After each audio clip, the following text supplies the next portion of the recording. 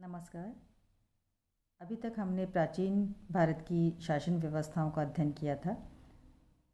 अब हम लोग मध्यकालीन भारत की शासन व्यवस्थाओं का अध्ययन करेंगे। मध्यकाल के अंदर भारत के अंदर मुस्लिम शासन रहा था। मध्यकालीन मुस्लिम शासन को दो भागों के अंदर बांटते हैं, 1206 ईस्वी से लेकर 1526 ईस्वी तक, जबकि बाबर ने इब्राहिम लोदी को हराकर मुगल वंश की स्थापना की थी। उससे पहले का काल है वो तुर्की सल्तनत कहलाता है और उसके बाद का काल है वो मुगल वंश कहलाता है। 1206 ईस्वी से लेकर 1526 ईस्वी तक मुख्य रूप से दो मुस्लिम जातियों, तुर्कों और अफ़गानों ने भारत पर शासन किया था। इसी संदर्भ में इस काल की राजनीतिक संस्थाओं का अध्ययन हम यहाँ पर करेंगे।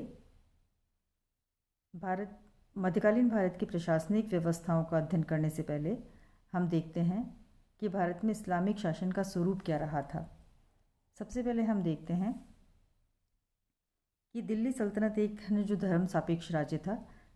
धर्म सापेक्ष से यहाँ पे मतलब है कि अधिकांश जो जनता है वो हिंदू थी, लेकिन राज्य में उनके धर्म को महत्व नहीं दिया गया था। यानी कि हिंदुओं के धर्म को महत्व नहीं दिया गया था, क्योंकि जो राज परिवार और शासक वर्ग मुस्लिम धर्म का अनुयायी था, तो इसलिए जो इस्लाम को ही जो राज्य का धर्म माना गया था और हदीस के नियमों के अनुसार ही शासन करने के लिए प्रत्येक सुल्तान है वो बाध्य था।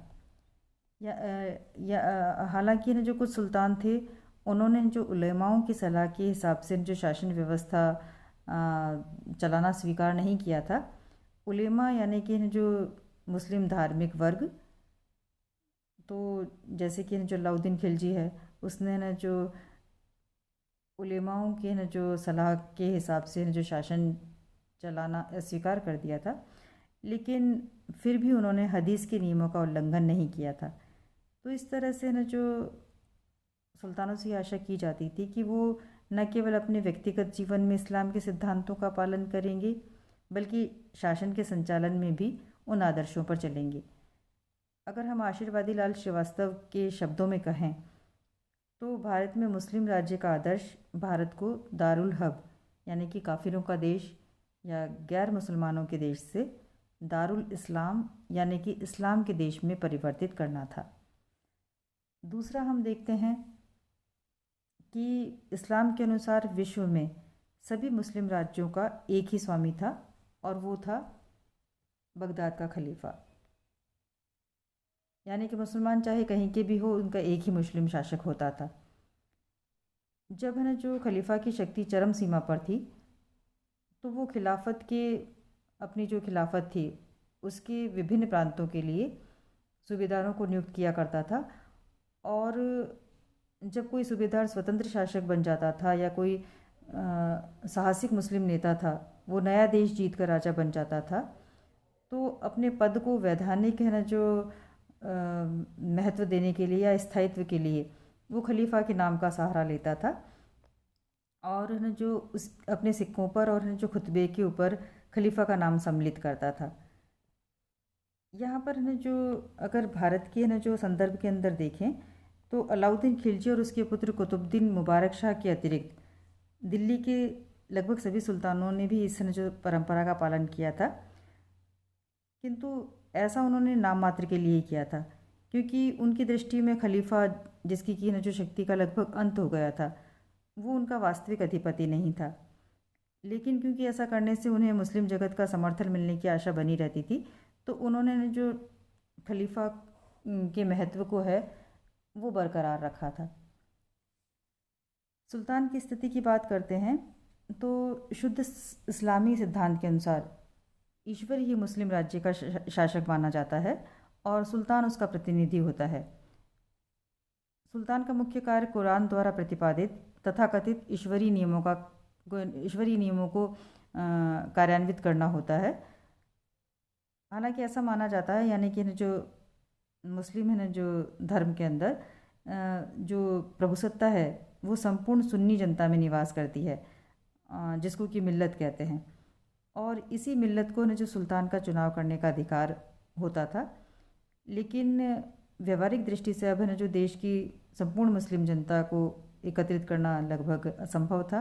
तो इसलिए मताधिकार है वो पहले कुछ प्रमुख व्यक्तियों के हाथों में रहा और उसके बाद में एक व्यक्ति तक ही सीमित रह गया, यानी कि शासक के वर्ग में ही सीमित, शासक के हाथ में ही सीमित रह गया। लेकिन फिर भी है ना जो वंशानुगत है न जो उत्तराधिकार का सिद्धांत क्योंकि नहीं था, और कम से कम सैद्धांतिक दृष्टि से न जो प्रत्येक है न जो सच्चे मुसलमान के लिए न जो सुल्तान के पद का द्वार है वो खुला हुआ था।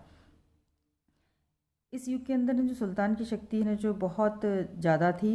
वो ना सिर्फ है न जो सर्वोच्च न्यायाधिकारी होता था, बल्कि है न जो कार्यपालिका का प्रधान भी होता था, और साथ साथ में है न जो सेना का सेनापति भी होता था। तो इस तरह से वह पूर्ण रूप से निरंकुश था और उसकी सत्ता पर किसी भी प्रकार का नियंत्रण नहीं था, और उसकी शक्ति का आधार धार्मिक और सैनिक था। तो इस तरह से देखते हैं कि राज्य की संपूर्ण प्रजा का वो शासक ही नहीं होता था, बल्कि मुस्लिम वर्ग का धार्मिक प्रमुख भी था। तो इस तरह से उसमें कैसर और पोप दोनों की शक्तियाँ हैं जो केंद्रित थी।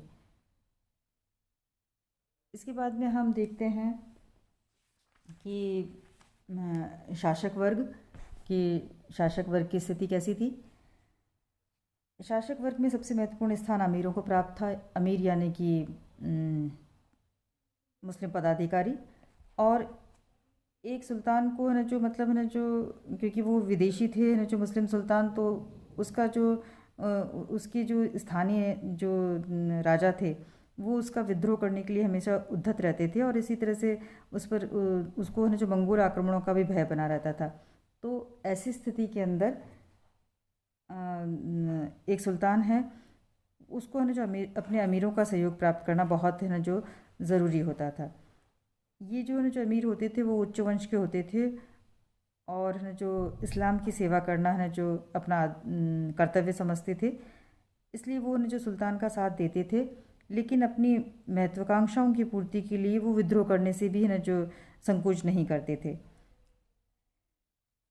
सल्तनत काल के आरंभ के अंदर है ना जो तुर्कों को बहुत उच्च पद दिए गए थे, और इनकी है ना जो राजभक्ति भी उच्च कोटि की होती थी, और ये अमीर हैं वो मुस्लिम राज्य का आधार स्तंभ थे। लेकिन कालांतर में है ना जो इनकी शक्ति इतनी बढ़ गई कि वो सुल्तान को अपने इशारों पर चलाने का प्रयत्न करने लगे, और साथ साथ इनका है ना जो पद है वो वंशानुगत हो गया। तो अमीरों में दलबंदियाँ भी प्रारंभ हो गईं। बलबन ने इसी वजह से ना जो इन पर अपना जो नियंत्रण स्थापित करने के लिए कुछ ना जो नियम बनाए थे। तो इस तरह से हम देखते हैं कि अयोग्य शासकों के समय में अमीरों का वर्चस्व है वो बढ़ जाता था, और योग्य सुल्तान है वो उनको है ना जो अपने वश में रखते थे। तो इस तरह से हम देखते हैं कि मध्यकालीन जो है ना जो तुर्की सल्तनत जो था वो धर्मनिरपेक्ष राज्य नहीं था, बल्कि इस्लाम धर्म से इसका विशेष संबंध रहा था, और संपूर्ण युग के अंदर इस्लाम धर्म ही राजधर्म रहा था। धन्यवाद।